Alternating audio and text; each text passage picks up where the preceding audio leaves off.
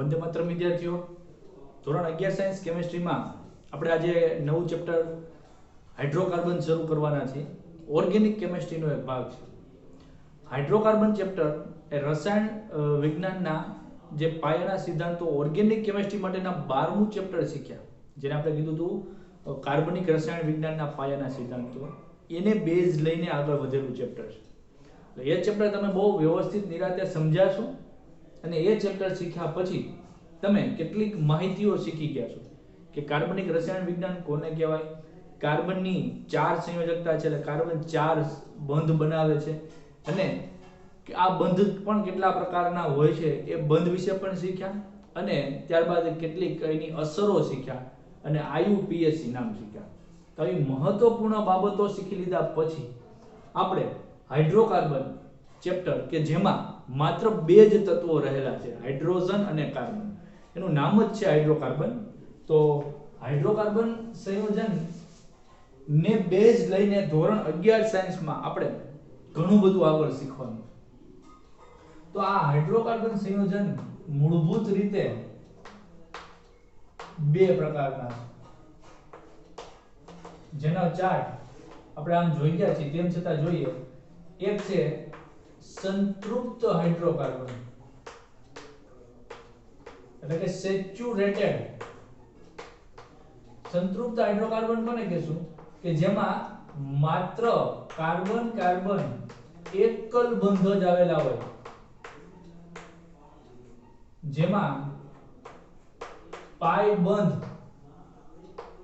ન હોય તેવા સંયોજનોને. જો મિત્રો, પાઈ બંધ અને સિગ્મા બંધ, આપણે 2 પ્રકારના બંધ છે. સિગ્મા બંધ કોને કહેવાય? તો કે સિગ્મા બંધ અને પાઈ બંધ બંને સહસંયોજક બંધના પ્રકારો છે. સહસંયોજક બંધ એટલે જ્યારે 2 પરમાણુ એક ઇલેક્ટ્રોનની ભાગીદારી કરી અને બનાવે એને સહસંયોજક બંધ કહેવાય.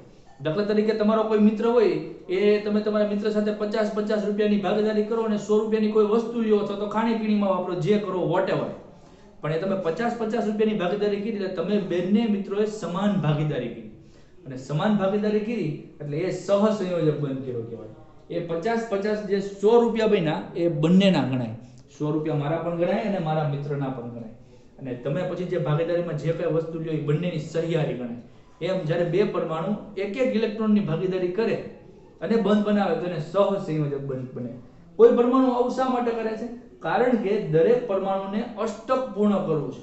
અષ્ટક પૂર્ણ કરીને કોની જેવું બનવું છે? એને બનવું છે હિલિયમ જેવું, નિયોન જેવું, આર્ગોન જેવું, ક્રિપ્ટોન જેવું, ઝેનોન જેવું અને રેડોન જેવું. શોર્ટકટ કી હિના નીના ઓર કરીના ઝેરોક્સ કરે રીના. પરિવાર હિના નીના ઓર કરીના ઝેરોક્સ કરે રીના. છે ને ઇન્ટરેસ્ટિંગ?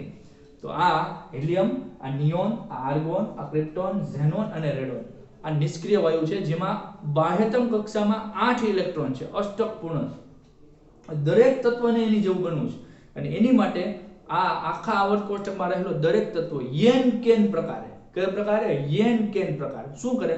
તો કોક ઇલેક્ટ્રોન ગુમાવીને અષ્ટક પૂર્ણ કરે, કોક ઇલેક્ટ્રોન મેળવીને અષ્ટક પૂર્ણ કરે.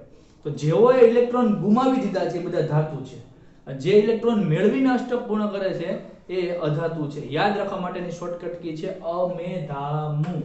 અમેધામુ એટલે કે અધાતુ કે જે ઇલેક્ટ્રોન મેળવે, ધાતુ કે જે ઇલેક્ટ્રોન મુક્ત કરે. યાદ રાખજો, જિંદગીભર જ્યાં સુધી કેમિસ્ટ્રી ભણો ત્યાં સુધી અમેધામુ, અધાતુ મેળવે, ધાતુ મુક્ત કરે. શું? ઇલેક્ટ્રોન. તો જે ઇલેક્ટ્રોન મેળવી નથી શકતા એ શું કરશે? જે ઇલેક્ટ્રોન મુક્ત નથી કરી શકતા એ શું કરશે? એ ઇલેક્ટ્રોનની ભાગીદારી કરશે. કઈ રીતે? તો કે એવો બીજો પરમાણુ શોધે કે જે પણ આ વસ્તુ નથી કરી શકતો. દાખલા તરીકે આપણો કાર્બન પરમાણુ ક્રમાંક શું છે? તો કે 6. ઇલેક્ટ્રોન રચના નાના હતા ત્યારે નામ લખતા 2 4. તો 4 એના સંયોજકતા ઇલેક્ટ્રોન ત્યાં. હવે અષ્ટક પૂર્ણ કરવું હોય તો 4 + 4 ઇલેક્ટ્રોનની જરૂર છે, કોઈ ન આપે અને 4 ઇલેક્ટ્રોનની મેળવી પણ ન શકે. એટલે એની જેવો બીજો એક પરમાણુ શોધે કે હાઇડ્રોજનને કે હાલના હાઇડ્રોજન આપણે એક ઇલેક્ટ્રોનની ભાગીદારી કરી. હાઇડ્રોજન કે કાંઈ વાંધો નહીં, તો અહીંયા હાઇડ્રોજન સાથે સહસંયોજક બંધ બનાવ્યો, અહીંયા દ્વારા બીજા હાઇડ્રોજન સાથે, અહીંયા ત્રીજા હાઇડ્રોજન સાથે, અહીંયા ચોથા હાઇડ્રોજન સાથે. આમ કે કાર્બને હાઇડ્રોજન 4 હાઇડ્રોજન સાથે એક એક ઇલેક્ટ્રોનની ભાગીદારી કરી અને કાર્બને પોતાનું અષ્ટક પૂર્ણ કર્યું. જો 2 4 6 અને 8 તો કાર્બનના થઈ ગયા 8 ઇલેક્ટ્રોન. સિમિલર દરેક હાઇડ્રોજનના પણ 1 અને 2 ઇલેક્ટ્રોન થઈ ગયા. એટલે હિલિયમ જેવું થઈ ગયું, કેમ કે હિલિયમ પાસે 2 ઇલેક્ટ્રોન છે, નિયોન પાસે 10. દરેક હાઇડ્રોજન એની હિલિયમ જેવી ઇલેક્ટ્રોન રચના કે જે અપવાદ છે, અષ્ટક પૂર્ણ નથી, પરંતુ એની રચના હિલિયમ જેવી થઈ ગઈ. તો આમાં બંનેનો ફાયદો, હાઇડ્રોજનનોય ફાયદો છે અને કાર્બનનોય ફાયદો છે. કેમ કે કાર્બન ને તે પોતાના 4 હાઇડ્રોજનના એમ અષ્ટક પૂર્ણ થઈ ગયું અને હાઇડ્રોજન પોતાનો એક કાર્બનનો એમ કરીને 2 ઇલેક્ટ્રોન પૂરી હિલિયમ જેવું થઈ ગયું. તો આમાં બંનેનો ફાયદો છે. આ જે બંધ બન્યો સમાન ઇલેક્ટ્રોનની ભાગીદારીથી, આને આપણે કહીશું સહસંયોજક બંધ. અને સહસંયોજક બંધ પાછા બે પ્રકારના છે. માં એક જે સહસંયોજક બંધ છે એને આપણે સિગ્મા બંધ કહીશું. સિગ્મા બંધની આ રીતે સંજ્ઞા છે, છગડા જેવી. અને બીજો સહસંયોજક છે પાઈ બંધ. આ રીતે પાઈ ની સંજ્ઞા તો બહુ બધા જાણતા જ હોય. સિગ્મા બંધ છે ને એ જ્યારે કક્ષકોનું સંકરણ થાય ત્યારે બનતો બંધ, સંકૃત કક્ષકો દ્વારા બને.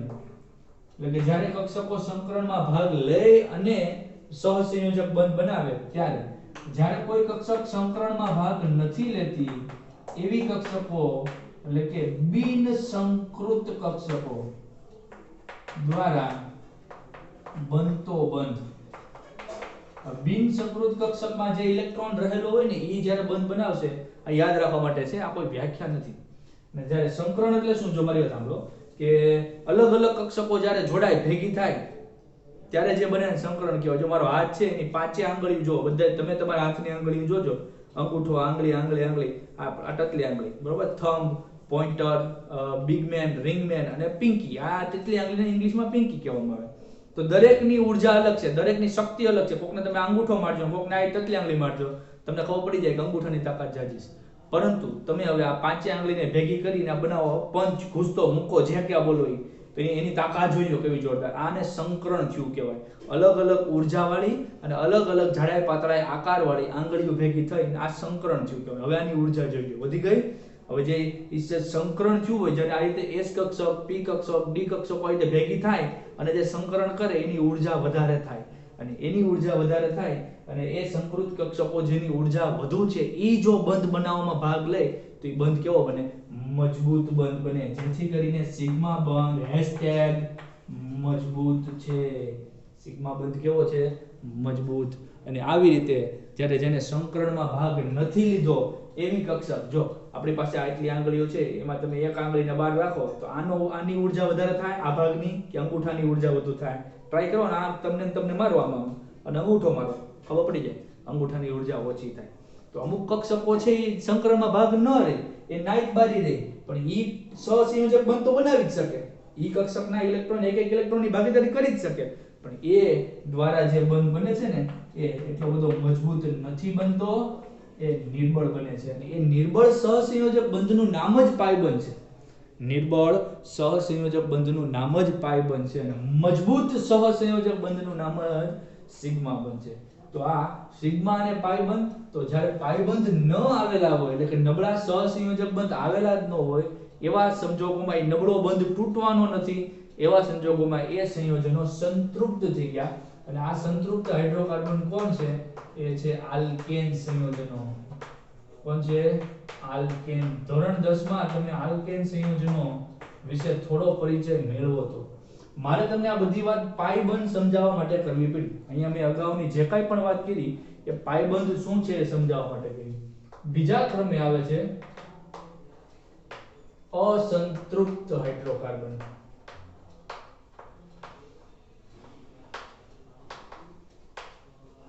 અસંતૃપ્ત હાઇડ્રોકાર્બન કોને કહેવાય? કે જેમાં પાઈ બંધ આવેલા છે, એટલે એ બંધ તૂટી શકે અને ત્યાં કોઈક બીજા પરમાણુ જોડાઈ શકે. અસંતૃપ્ત ખબર છે ને કે ભાઈ તમે જમી લીધું છે તો તમે સંતૃપ્ત થઈ ગયા છો, હવે તમે ખાશો નહીં. તમે જમ્યા નથી, બહુ ભૂખ લાગી, 10 વાગી ગયા છે રાતના, પણ તમને હજી ભોજન નથી મળ્યું, તો તમે લોકો અસંતૃપ્ત છો, તમે ખાશો. માનો કે પર્યાપ્ત માત્રામાં ભોજન ના મળ્યું, બહુ ઓછું ભોજન મળ્યું, તો પણ તમારામાં હજી આમ કે ધરાણો નહીં યાર, મજા ના આવી, એટલે તમારામાં હજી અસંતૃપ્તતા છે એમ. પાઈ બંધ છે એ તૂટી શકે ને હજી કોઈ જોડાઈ શકે, પરમાણુ બંધ તૂટી શકે, નવો પરમાણુ જોડાઈ શકે, એટલે એમાં સંતૃપ્તતા નથી. એટલે પાઈ બંધ ધરાવતા જેટલા પણ સંયોજનો છે એ બધાને તમે અસંતૃપ્ત સંયોજનો કહી શકો. અને એમાં કોણ છે તો કે એવા 4 સંયોજનો છે. એમાંનું પહેલું સંયોજન આપણે લખીએ આલ્કીન સંયોજનો. આલ્કીન. આલ્કીન સંયોજનો કોને કહેવાય? કે જેમાં કાર્બન કાર્બન વચ્ચે દ્વિબંધ આવેલો છે. કાર્બન કાર્બન દ્વિબંધ ધરાવતા સંયોજનો. એવા સંયોજનો કે જેમાં ડબલ બંધ છે. એમાં એક તો સિગ્મા છે પણ બીજો બંધ છે એ પાઈ બંધ છે. બીજા ક્રમે આવે છે આલ્કાઇન સંયોજનો. આલ્કાઇન કે જેમાં પાઈ બંધ છે પણ કાર્બન કાર્બન ત્રિબંધ છે. કાર્બન કાર્બન ટ્રિપલ બોન્ડ ત્રિબંધ ધરાવતા સંયોજનો કે જેમાં એક સિગ્મા બંધ એક જ હોય, સિગ્મા બંધ બે ના હોય. એક સિગ્મા બંધ છે અને બાકીના બે બંધ છે એ પાઈ બંધ છે. તો જે ટ્રિપલ બોન્ડ હોય ને, ટ્રિપલ બોન્ડ એમાં એક સિગ્મા બાકીના બે પાઈ બંધ. તમે એમ કહી શકો બે પાઈ બંધ હોય તો આલ્કાઇન, એક પાઈ બંધ હોય તો આલ્કીન, ને એકેય પાઈ બંધ ન હોય તો આલ્કેન. અને ત્યાર પછી આવે છે સી એરોમેટિક સંયોજનો.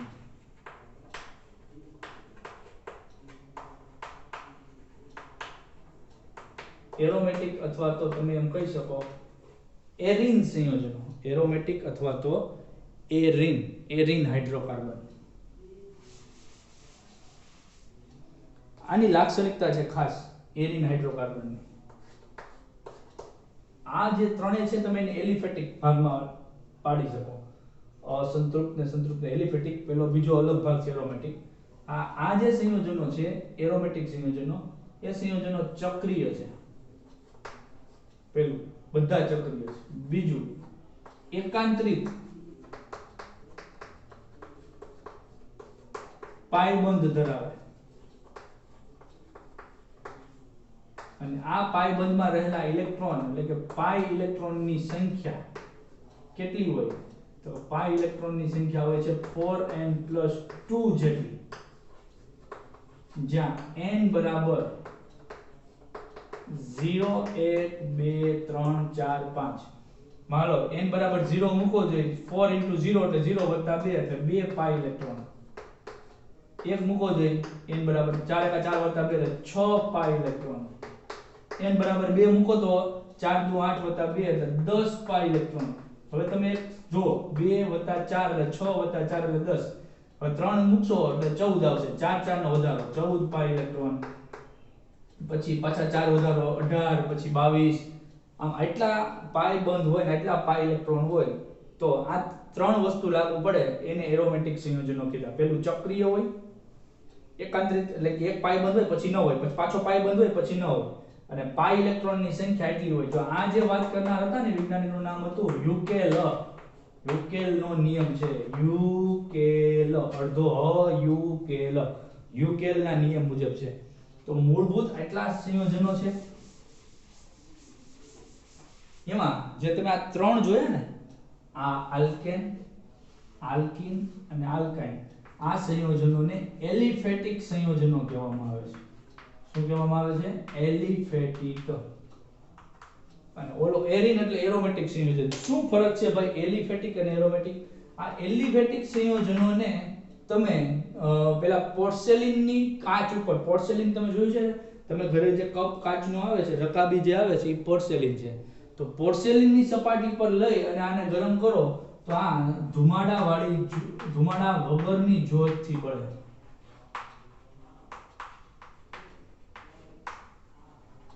ધુમાડો કરતા મહેશ કે ને કાળી, એમાં કાળી મહેશ ન બને. જ્યારે આ એરોમેટિક સંયોજનોને પોર્સેલિનની ટ્યુબ ઉપર બાળવામાં આવે ને તો આ લોકો કાળા ધુમાડા વાળી, કાળો ધુમાડો એટલે મહેશ,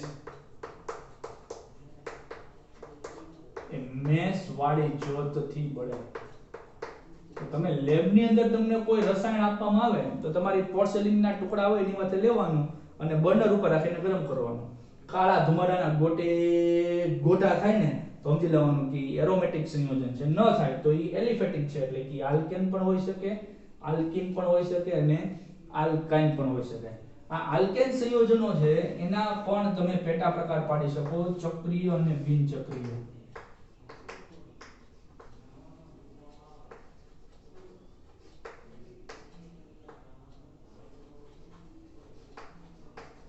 આ જે આલ્કેન સંયોજનો છે મોટા કાર્બન સંખ્યા વાળા, પેટ્રોલ છે, ડીઝલ છે, કેરોસીન છે, એ બધા શું છે? આલ્કેન સંયોજનો છે. આપણે ઘરે જે એલપીજી વાપરીએ છીએ, એલપીજી એ બિનચક્રીય આલ્કેન છે, લિક્વિફાઈડ પેટ્રોલિયમ ગેસ. શું છે? એ બ્યુટેન છે, બ્યુટેન વાયુ. CH3 CH2 CH2 CH3 butane છે, ચાર કાર્બન વાળો આલ્કેન. જો એમાં ચક્ર નથી, પણ ચક્રીય બ્યુટેન બનાવવો હોય તો તમે એને આ રીતે બનાવી શકો, ચોરસ કરી નાખવાનું. એટલે કે આ દરેક ખૂણે ખૂણે કાર્બન છે. બોલો જે ખૂણે ખૂણે કાર્બન છે, ખૂણે ખૂણે કાર્બન છે. કાર્બનની ચાર સંયોજકતા હોય, 1 2, બાકીની બે સંયોજકતાથી હાઇડ્રોજન, 1 2, બાકીની બે સંયોજકતાથી હાઇડ્રોજન, 1 2, બે સંયોજકતાથી હાઇડ્રોજન, 1 2. આ સળંગ છે એટલે બ્યુટેન કીધું. અહીંયા આખું આમ ચક્ર છે. ચક્ર એટલે સર્કલ જ નહીં સમજવાનું, જ્યાંથી શરૂ કરો ત્યાં જ પાછું પૂરું થઈ જાય તો એને ચક્ર કહેવાય. ચક્ર એટલે સાયકલ, સાયકલ એટલે ચક્ર. અને આટલી આનું નામ ખાલી બ્યુટેન ન કહેતા આપણે એને કહેશું સાયક્લોબ્યુટેન. બરોબર? તો આ આપણે જે એલપીજી નું એક્ઝામ્પલ છે ને, વ્યવહારમાં આપણે જેનો ઉપયોગ કરીએ છીએ, એ એક્ઝામ્પલ દ્વારા મેં તમને ચક્રીય અને બિનચક્રીય આલ્કેન સમજાવ્યા. આલ્કેન આપણે ડિટેલમાં જોવાનું છે. એવી જ રીતે સિમિલર આ આલ્કીન સંયોજનો પણ બે પ્રકારના છે.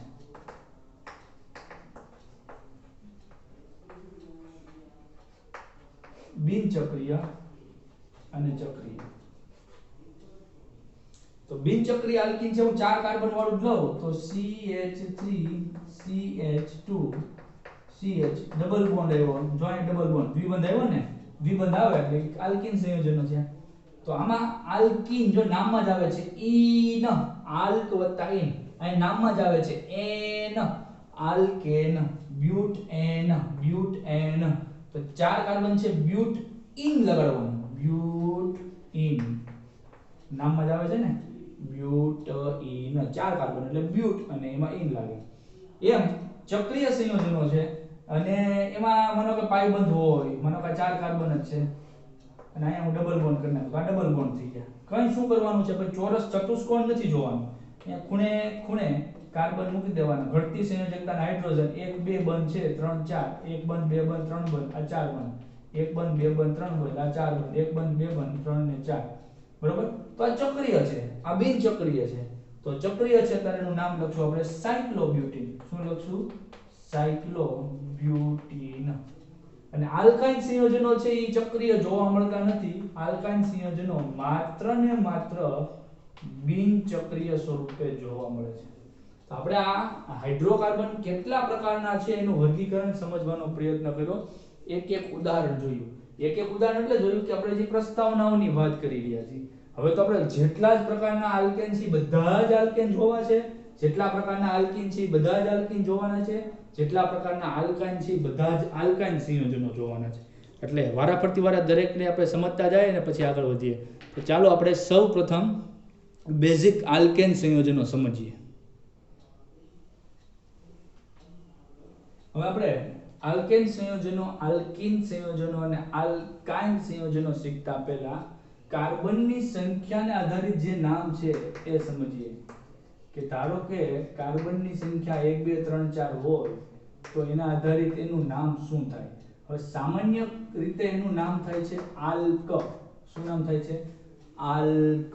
હવે એમાં તમે પ્રત્યય n લગાડો તો આલ્કેન થાય, ઇન લગાડો તો આલ્કઇન થાય, આઇન લગાડો તો આલ્કાઇન થાય. જો કાર્બનની સંખ્યા 1 હોય તો એનું નામ થાય છે મિથ. યાદ રાખજો, મિથ. કાર્બનની સંખ્યા 2 હોય તો નામ થાય છે ઇથ. 3 હોય તો નામ થાય છે પ્રોપ. 4 હોય તો નામ થાય છે બ્યુટ. 5 હોય તો નામ થાય છે પેન્ટ. આવડતા હશે તમને કદાચ તો સાથે સાથે બોલતા જવાનું. 6 હોય તો નામ થાય છે હેડ્સ. 7 હોય તો નામ થાય છે હેપ્ટ. 8 હોય તો નામ થાય છે ઓક્ટ. 9 હોય તો નામ થાય છે નોન અને 10 હોય તો નામ થાય છે ડેક. 10 કાર્બન થી વધુ કાર્બન પણ હોય છે. આપણે 100 200 300 કાર્બન સુધી પણ શીખશું. ટેક્સ્ટ બુકમાં ભલે ન હોય પણ હાલમાં પહેલા 10 કાર્બનનું શીખો કે ભાઈ 1 તો મિથ, 2 તો ઇથ, 5 તો પેન્ટ, 6 તો હેક્સ, 10 તો ડેક, 7 તો હેપ્ટ. આવું ગમે ત્યારે પૂછવામાં આવે તો તમે લખી આપવા જોઈએ. હવે હું તમને આલ્કેન, આલ્કીન, આલ્કાઇન અને એરિન આ ચારે હાઇડ્રોકાર્બનની સંખ્યાને આધારે એનું આપણે બંધારણ અને નામ જોઈએ. તો સર્વપ્રથમ આપણે આલ્કેન સંયોજનો જોઈએ.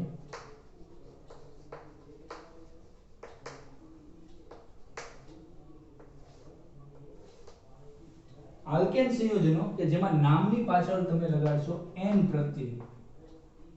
નામની પાછળ પ્રત્યય, નામની પાછળ લાગે ને પ્રત્યય કહેવાય. જો આપણે નામની પાછળ ભાઈ લગાડીએ, બેન લગાડી, કાકા, મામા, માસી, મામી, બા, દાદા જે કાંઈ લગાડી નામની પાછળ જ લગાડીએ. ફલાણા ભાઈ, ફલાણા બેન, ફલાણા દાદા, ફલાણા બા, તો એ પ્રત્યય કહેવાય. નામની આગળ લાગે એને પૂર્વક કહેવાય, પ્રિફિક્સ, પૂર્વક. આને સફિક્સ કહેવાય પ્રત્યયને. પ્રિફિક્સ શ્રી, શ્રીમાન, શ્રીયુત, પપ્પુ, ધદ્રુ જે કાંઈ પણ લગાડીએ છીએ એ નામની આગળ જ લાગીએ, હે ને.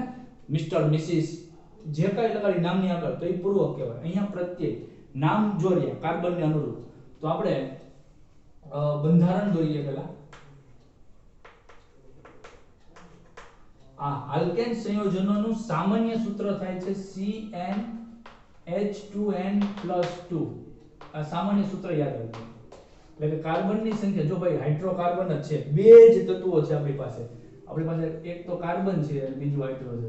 જો કાર્બનની સંખ્યા n હોય, n બરાબર 1 2 3 4 5, તો હાઇડ્રોજન 2n એટલે કે બમણા વત્તા 2. બરોબર? તો આપણે બંધારણીય સૂત્રની પહેલા એનું અણુ સૂત્ર લખીએ. અણુ સૂત્ર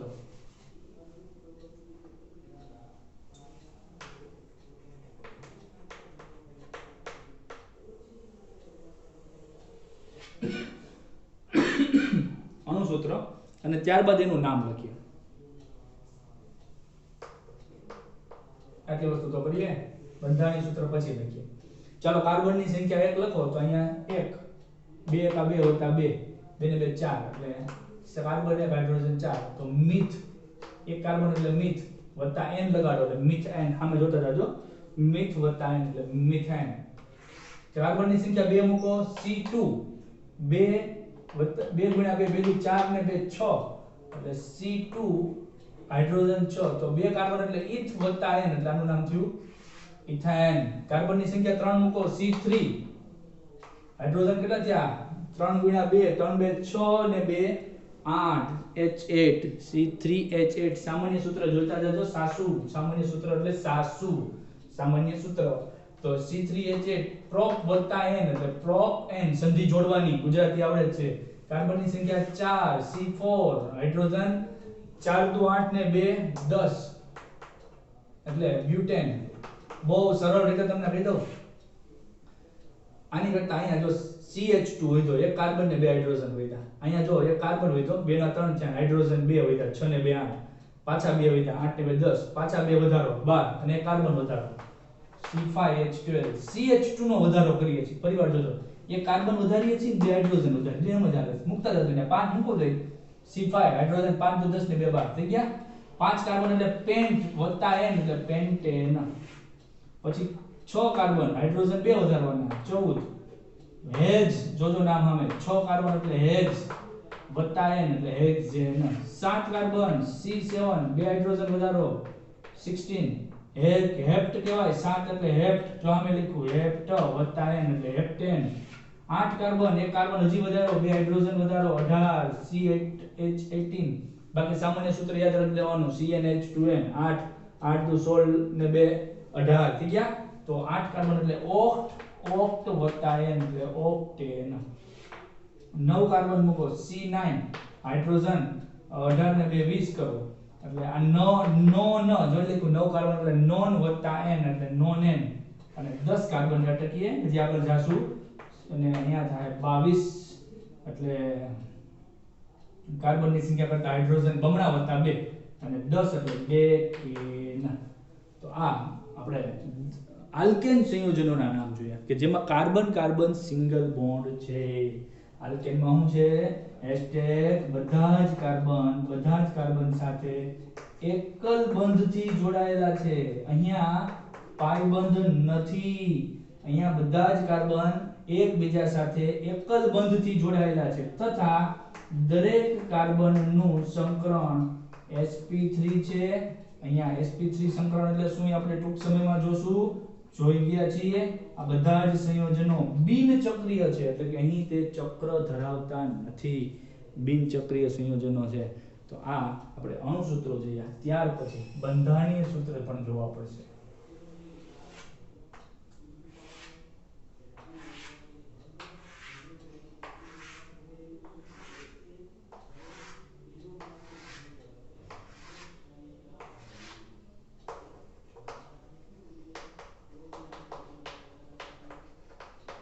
તો CH4 નું બંધારણીય સૂત્ર તમારી શીખ છે.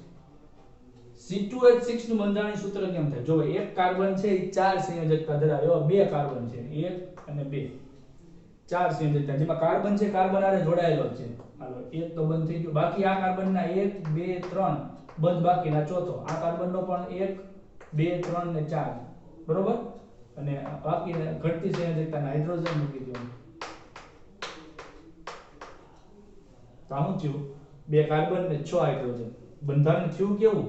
તો કે CH3CH3.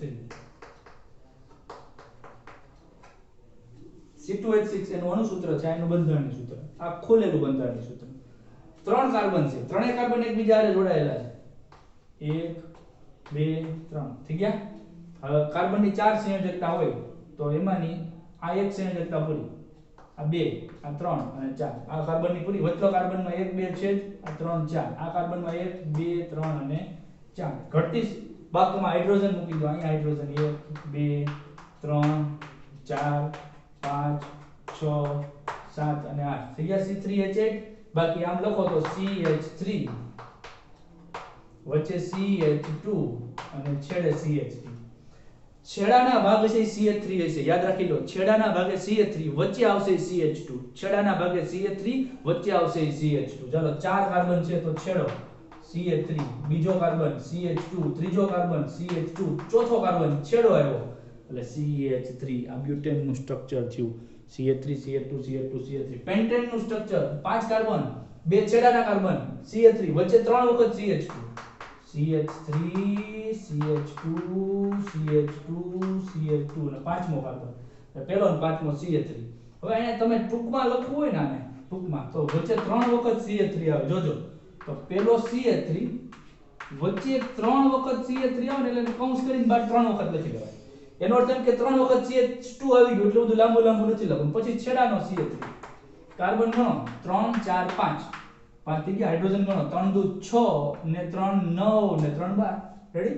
તો હાલો 6 કાર્બન છે. પેલો અને છઠ્ઠો કાર્બન CH3, વચ્ચેના ચાર કાર્બન, કેમ કે પેલો છઠ્ઠો એટલે બે થઈ ગયા. વચ્ચેના ચાર કાર્બન CH2. ટૂંકમાં લખો હાલો CH3 CH2, વચ્ચે ચાર વખત આવશે CH3. કાર્બન 4 5 અને 6 થઈ ગયા. હાઇડ્રોજન ગણો 4 દુ 8 ને 3 11 ને 3 14. બાકી આવું તો તમે લખ્યું હોય તો લાંબુ થાય. CH3 CH2 CH2 CH2 હજી એક ઉમેરો અને CH3. તો હેક્સેન. હાલો હેપ્ટેન માં પહેલો કાર્બન અને સાતમો કાર્બન, વચ્ચે એના પાંચ કાર્બન, કેમ કે 5 6 અને આ બાજુનો છેડો 7 કાર્બન થઈ ગયા. ઓક્ટેન માં CH3 પહેલો કાર્બન અને આઠમો કાર્બન, વચ્ચેના 6 કાર્બન CH2 સ્વરૂપે, પહેલો આઠમો અને વચ્ચે 6 વખત એટલે 8 ને 2 10. અને નોને CH3, વચ્ચે CH2 CH2 CH2 CH2 CH2 7 વખત અને પછી CH3. અને ડેકેન માં પહેલો અને દસમો, વચ્ચેના 8 કાર્બન CH2. લાંબા લાંબા સ્ટ્રક્ચર લખવા હોય તો લખી શકાય. આવું આવું લખવું હોય તોય લખી શકાય. અને ટૂંકમાં લખવું હોય તો અતિ ટૂંકમાં આવું C10H22. તો મિત્રો આ આપણે આલ્કેન સંયોજનો જોયા. 10 આલ્કેનના નામ કદાચ તમે ધોરણ 10 માં પણ શીખ્યા હોઈ શકો, પણ આ રિવિઝન સ્વરૂપે આપણે ફરી પાછું ડિટેલિંગમાં આલ્કેન સંયોજનો જોયા. નામમાં જ આવે છે આલ્ક વત્તા એન. અને આલ્કનું નામ શું થાય તો કે ભાઈ કાર્બન કેટલા છે 1 થી 10. જે કાર્બન હોય 6 હોય તો હેક્સ, 8 હોય તો ઓક્ટ. અને આલ્કેન છે તો એમાં n લગાડી દેવાનો હોય. 6 હોય તો હેક્સાએન, 3 હોય તો પ્રોપેન, 9 હોય તો નોનેન સંધિ જોડવાની. કાર્બનની હાઇડ્રોજનની સંખ્યા કેટલી થાય તો આ રહ્યું એનું સામાન્ય સૂત્ર સાસુ. કાર્બનની સંખ્યા તમને કહેવામાં આવે તો તમને એનું અણુ સૂત્ર મળી જાય. કાર્બનની સંખ્યા 5 તો હાઇડ્રોજન 5 10 ને 2 12 C5H12. બાકી મેં તમને શોર્ટકટમાં કીધું બંધારણ લખવું હોય કે આલ્કેન સંયોજનો છે પહેલો અને છેલ્લો કાર્બન CH3, 5 કાર્બન છે તો પહેલો છેલ્લો 2 વહી ગયા, વચ્ચેના 3 કાર્બન CH2 દોરવાના. બરોબર, બહુ ઈઝી છે. એવું લાગે તો આ વિડિયોને વારંવાર રૂપાંતરિત કરી રિવિઝન કરી આલ્કેન સમજવું. આજે આટલું અટકી, આવતીકાલે આલ્કીન અને આલ્કાઇન વિશે વાત કરશું. બરોબર, તો આ એક પ્રસ્તાવના આજની પૂરી. ધન્યવાદ, અસ્તુ, આભાર, જય હિન્દ.